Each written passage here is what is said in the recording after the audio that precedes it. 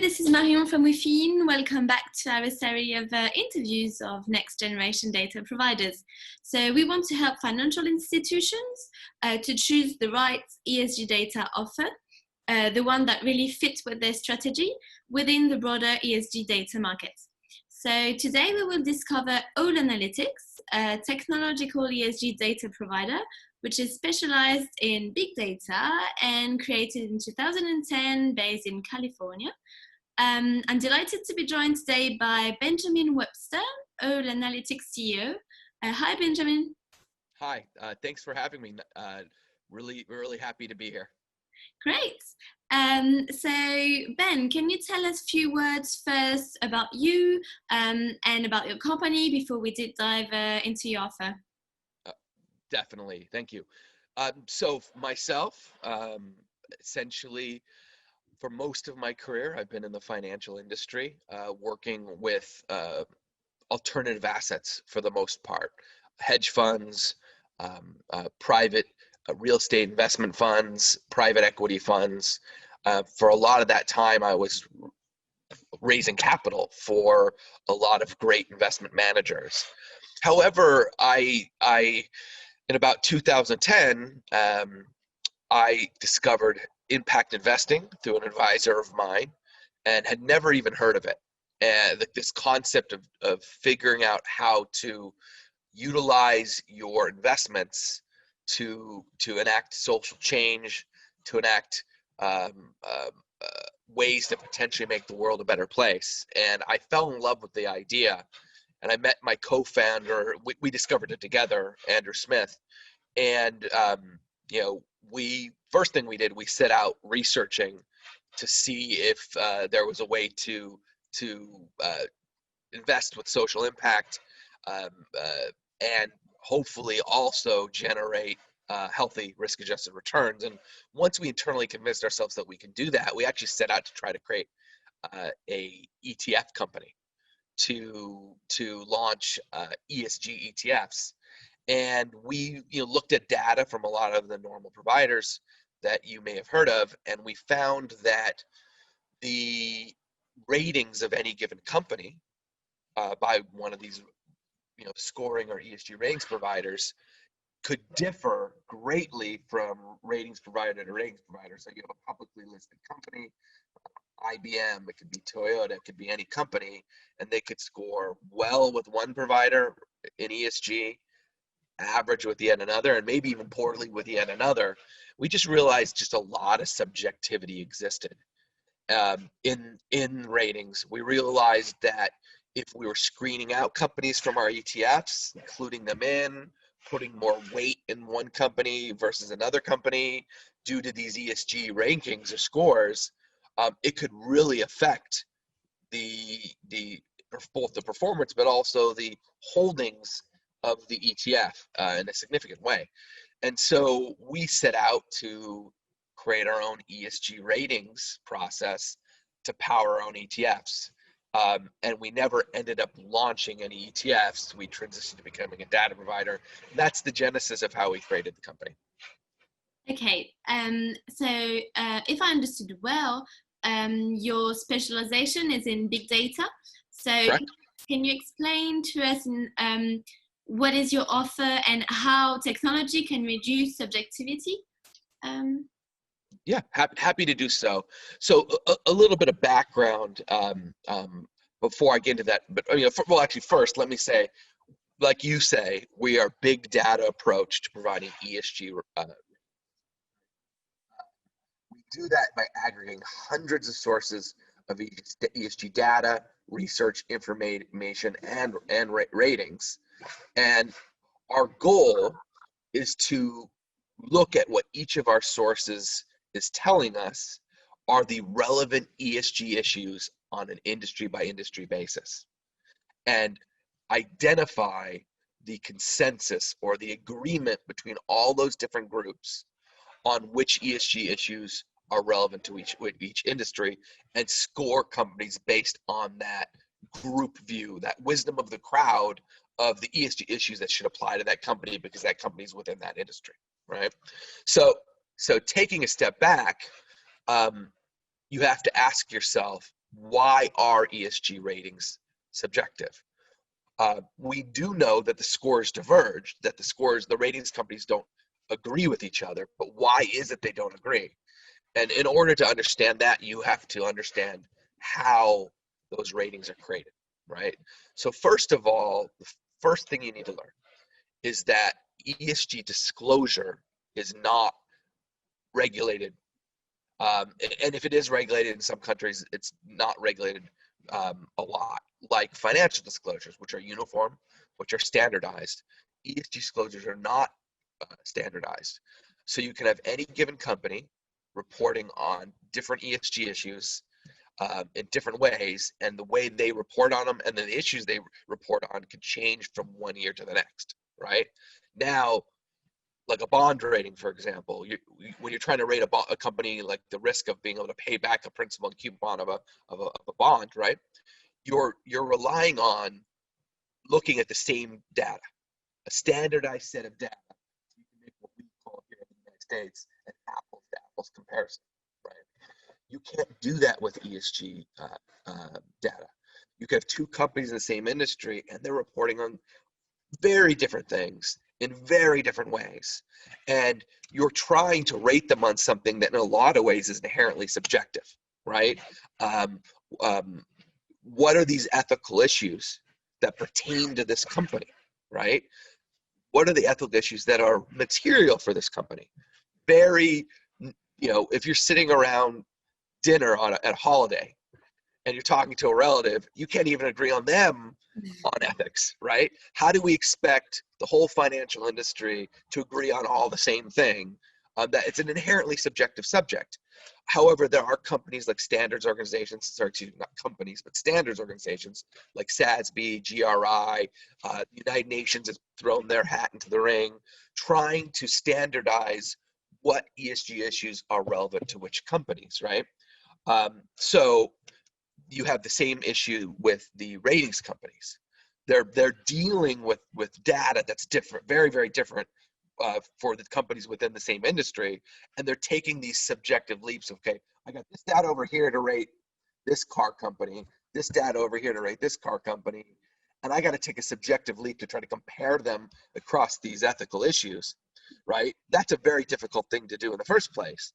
But each ratings agency, ESG ratings company, they disagree on which ESG issues are relevant to those car companies, right? So on average, the ESG ratings companies only agree on about 30% of the ESG issues related to an industry that are relevant or material to a specific industry, right?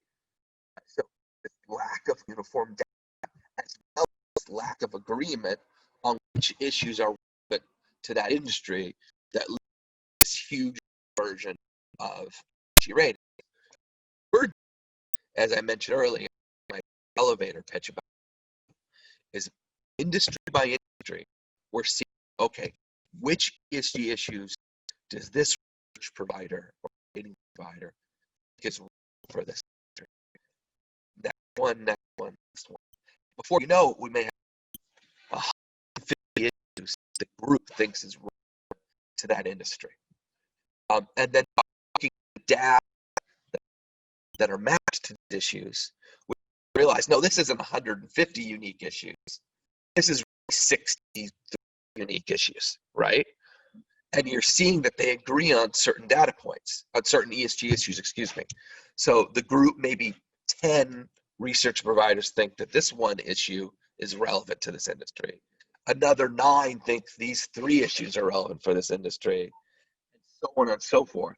Before you know it, you got these 62 unique issues or 63 unique issues relevant for this industry, but a certain number of them agree on this issue, a certain number agree on this issue, and it's that degree of consensus, right? It's 2 things. That consensus industry map is what we figure out, and then from there we degree or agreement or degree of disagreement on which research provider thinks which issues are relevant, and we score each company compared by that consensus industry model, with the issues with greater agreement getting greater weight and issues of less agreement getting lesser weight. And that's our model. That's what we could call objective. It's leveraging the wisdom of the crowd of the world's leading ESG researchers to identify that industry level ESG issue map. And there's a lot of research that backs this up, that the wisdom of a crowd of experts is a vast majority of the time better than the wisdom of any one expert. And that's really why we think what we've created is more objective. Okay, yeah, so it's really like the collective intelligence that can Yep. give the best idea. Okay, so you organized ESG data into themes. Mm-hmm. Can you explain us how you organized this and how many themes, different themes there are available? Yeah, so we have three environmental themes, we have 6 social themes, and we have 3 governance themes.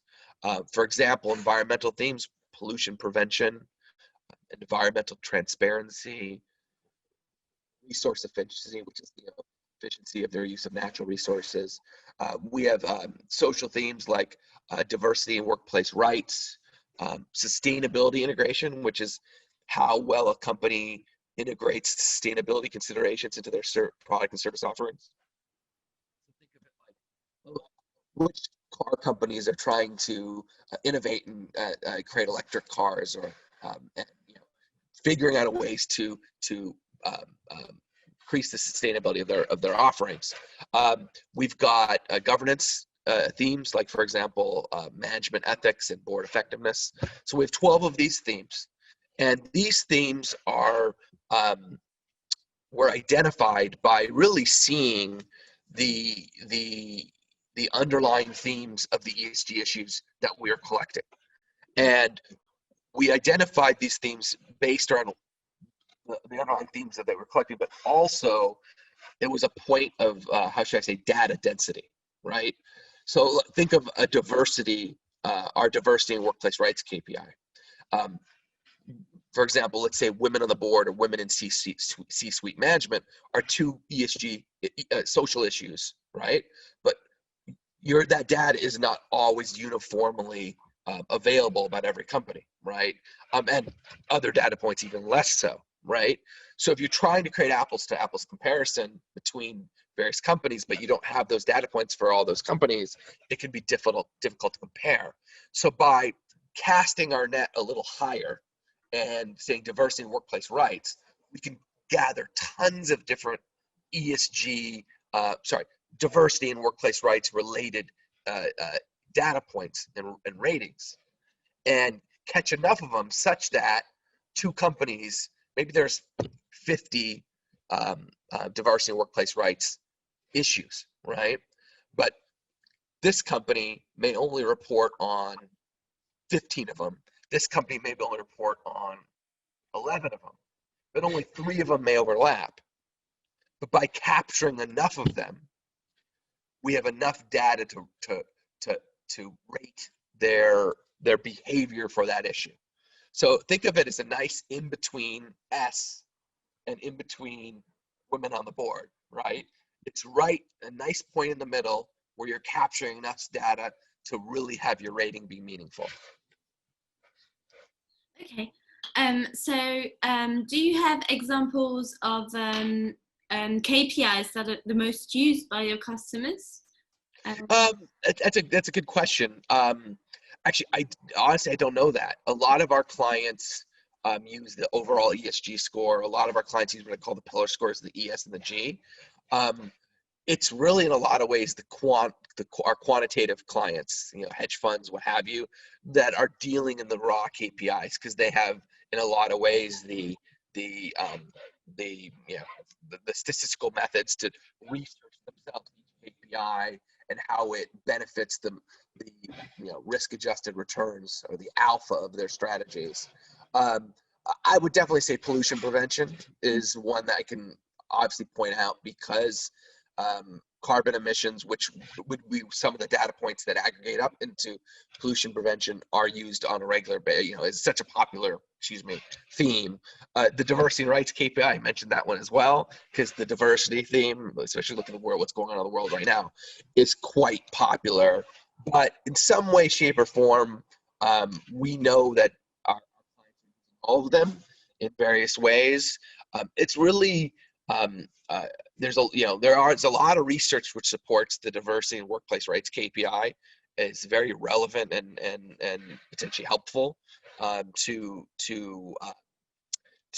investment strategies. So I'll point that one out, because it's time and time again we hear that it's a KPI that people think leads to improved risk-adjusted returns. So, but I'm sure they use a lot of them. And then how does your clients use concretely your offer? Is it data sets, a platform? How is it? Oh, got it. So we score over 25,000 companies monthly. So it's a lot of ways our clients there's a lot of data. So a lot of them are bringing in via FTP or an Amazon S3 bucket, and they're bringing them into their Bloomberg terminal, their FactSet terminal. They're bringing into their Microsoft Azure or Amazon AWS workplace, research environment for machine learning and a lot of those types of technologies to utilize the data. We do have partners which have created how do I say it, GUI interfaces where you have graphical means of slicing and dicing and visualizing the data. So some of our clients use that as well, but the vast majority are just consuming the raw data files into their software of choice. Okay, so you said you are gathering hundreds of sources of ESG data. Where does the data come from, and how many data sources do you have? We have hundreds of data sources. Our data sources all come from partners. So we have a number of ESG research companies that rate E, S, and G, for example. We call them generalists that we've partnered with. We partner with specialists that only specialize in, for example, environmental type of information and data. We have specialists that focus on, for example, only diversity data or data from NGOs. We have partners that specialize in ESG controversies, which is a faster moving data set where they're tracking ESG controversies as they happen, and we bring those in. We've partnered with NGOs, nonprofits, news sources that send us data, cultivated data, on either a monthly, quarterly, or semi-annually or annual basis. So I guess you trust them because they are your partners, but do you control the quality of the data, and how do you do this? Yeah, we do. So a lot of things we do is very technology driven. So we do have software which we utilize to detect errors in a lot of ways. Our data points outside the bounds that we know they should be outside. Are data points from specific providers diverging significantly from similar data points from other providers? Those are just a couple of the numerous types of errors that that could happen, and we've generated software to really detect, to see if those errors are occurring. Right. It all starts with a manual process, though. We get data in a structured format from our partners. Sometimes it's in a format that we can just input into our software.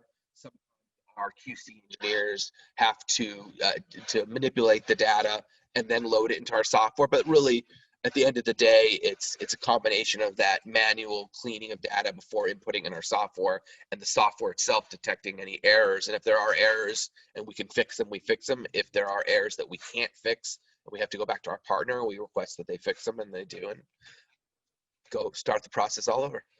Okay, and then which geographical area does your data set cover, and what indices are they covering? So we're covering pretty much the whole world. As I mentioned, we cover over 25,000 companies. So we have, as far as I know, the best coverage in the industry. We cover, typically over 99% of the weight of all the major indices you can think of.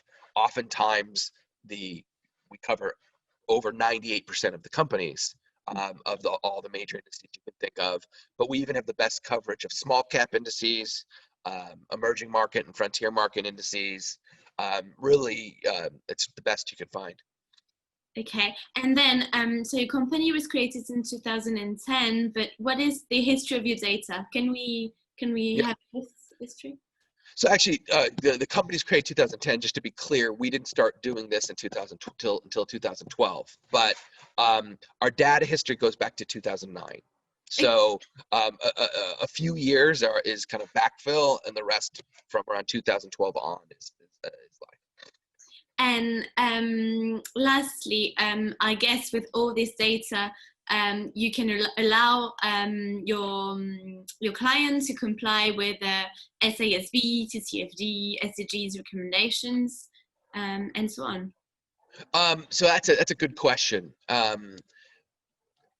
Our underlying providers, all to some extent, look to SASB, look to GRI, and look to the other standards organizations to formulate their viewpoint on which are the ESG issues relevant to each industry. So remember, our objective function is to identify where our underlying data and research providers agree are the ESG issues relevant to any given industry, right? Unfortunately, look at SASB, for example, only about 5%, only even large caps companies only report on about 5% on average of what SASB recommends them to report on in the way SASB recommends them to report. So if you wanted to have a strict SASB lens, right, which by the way is one viewpoint, right, you don't have the data to do that. It's not available, right? So think of each standards organization as a viewpoint. Each of our research providers agrees to some extent to a viewpoint or disagrees, and they're synthesizing these viewpoints to create their unique viewpoint. We take each unique viewpoint and we identify consistency. That is our model, the wisdom of the crowds model. Okay, and maybe can you give us use cases of your clients?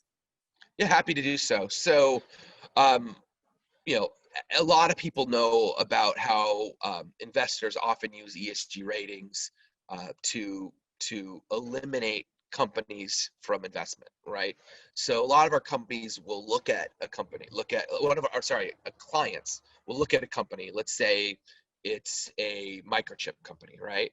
They'll see its rating relevant to its peers and may eliminate a company from investment consideration if it scores or rates poorly compared to its peers. Similarly, they may have an approach where if they score well compared to their peers, maybe they increase the weighting of that stock within their portfolio. I'm not recommending any individual approach, but these are often considered what are called the worst in class, versus best in class approach. A lot of our clients like to look at the ESG ratings and Z-score them. And what I mean by that is they are trying to create a statistical comparison to the other companies in their portfolio. And they typically take these Z-scores, ESG Z-scores now, and actually use the scores as a quantitative factor like size, momentum, volatility. And they can then optimize their portfolio for that factor compared to a benchmark or what have you, right? So that's another use case. A lot of quants also try to use our data to try to detect if there's any alpha or risk mitigation, right? So it's we have a lot of risk desks, at large asset management companies who have like a centralized quantitative risk team who will then utilize these quantitative models to provide other managers these ESG overlays or other quantitative. It's part of an overall quantitative overlay package. We have a number of clients, large banks, large asset managers, that use our data in that way to help other managers employ these quantitative overlays with ESG included. There's a lot of different use cases, but I think the last most prevalent use case is reporting, right? Looking at your portfolio, reporting to your clients according to the ESG issues, our KPIs that we've created. A lot of our clients like to do that because they realize our ratings really represent the market of ESG providers, right? In a lot of ways, and the market view rather than an individual view, and they feel that our data is the best data that reflects that viewpoint. I'm not going to say it's a standardized viewpoint, but it's as close as you could really come to an objective ESG rating in the marketplace, and therefore they like to report by our ratings. And so thank you very much for all your answers, Ben. And we will put the link of your website down the video, and then if anyone has a question, they can directly contact you. So thanks for your time, and have a good day. Hey, thank you so much. You too as well. I appreciate you having me. Thank you.